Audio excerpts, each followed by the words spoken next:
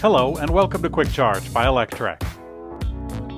I'm Mikey G, and it's Thursday, August 25th. Tesla has sent a cease and desist order to billionaire Dan O'Dowd's Dawn project, which is currently running a smear campaign against Tesla's full self-driving beta. O'Dowd had launched a Senate campaign in his home state of California, but the tech executive made it quite clear that he's making it a single-issue campaign. Even though O'Dowd lost his Senate effort, the ads continued. A most recent ad received heavy criticism for the execution of thinly made tests, and O'Dowd himself clashed with the critics, including Electrek riders.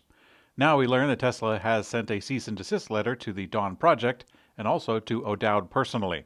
The letter includes vague threats of legal actions if he chooses not to comply, and wouldn't you know it, he already confirmed that he does not plan to comply. O'Dowd went so far as calling Musk a coward for sending lawyers after him. In my take, I'm not really sure what else he expected. Jace Zampini, Tesla's design lead for supercharging infrastructure in Canada, announced that Tesla is doubling their team in the country. Tesla is opening 6 supercharger station manager positions in Toronto, Calgary, Kelowna, Vancouver, and Quebec. In the job description, Tesla makes it clear that the supercharger design manager role will involve all deployment phases of the supercharger sites in Canada. The deployment of stations will undoubtedly increase, which local Tesla owners will appreciate, but also non-Tesla EV owners might soon enjoy the ramp-up in stations as well, as Tesla is reportedly planning to open up stations even up north. Tesla stock has now officially split 3-for-1 after closing at $891 per share, putting the starting price at $297 this morning. Dan Ives, a managing director at Wedbush and one of the top Wall Street analysts covering Tesla, announced that he is increasing his price target on Tesla from $333 per share to $360 after the split. In a note to clients, Ives wrote that he believes Tesla can deliver 2 million electric vehicles in 2023, which should put the automaker in a favorable position against the increasing competition in EV space. He noted improved production out of Gigafactory Shanghai as one of the main reasons for the increase. Tesla's former head of energy products has launched a new startup to compete against Tesla's own Powerwall. Kunal Girota, a chemical engineer who spent 5 years at Tesla, led energy products including Powerwall, solar panels, and solar roofs before being promoted to the head of energy in 2018, a role that he had until he left the company in 2020. After leaving Tesla, he funded Lunar Energy, which has now been revealed to secure $300 million in funding from Sunrun and South Korea's SK Group.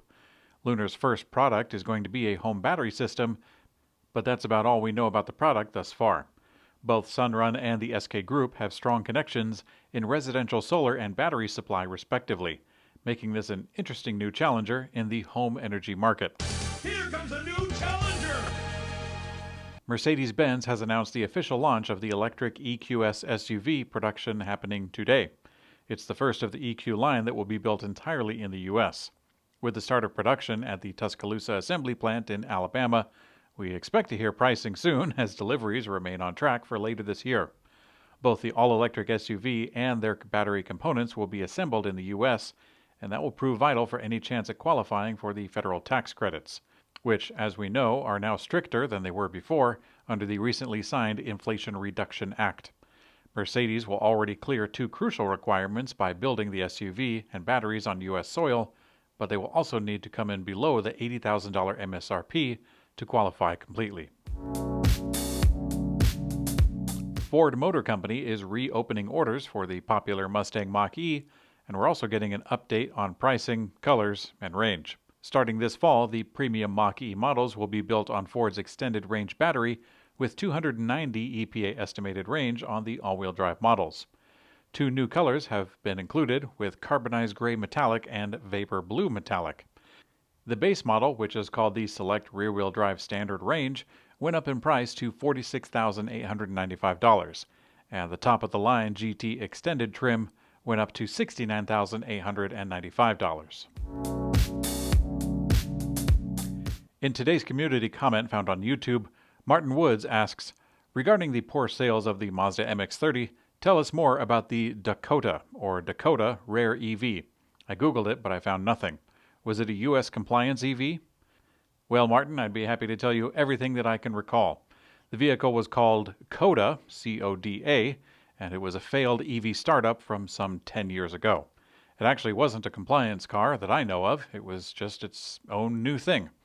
I was watching this car at the time with bated breath, as I was well committed to EVs as my personal career at the time, and I was happy to see a new company striking out in the new age. At the time, the attention was on the upcoming Model S and the Nissan Leaf, but this vehicle, the CODA, was in the likes of the Zen or even the mission-specific Zap Zebra. Vehicles like these could scratch the itch for the truly dedicated and non-celebrity EV enthusiasts such as myself. But, wouldn't you know it, time went on, other options were pursued, and now the CODA has gone to the way of the EV graveyard. Rest in peace, CODA. Thanks for watching Quick Charge by Electrek. I'm Mikey G, and I hope you have a great day.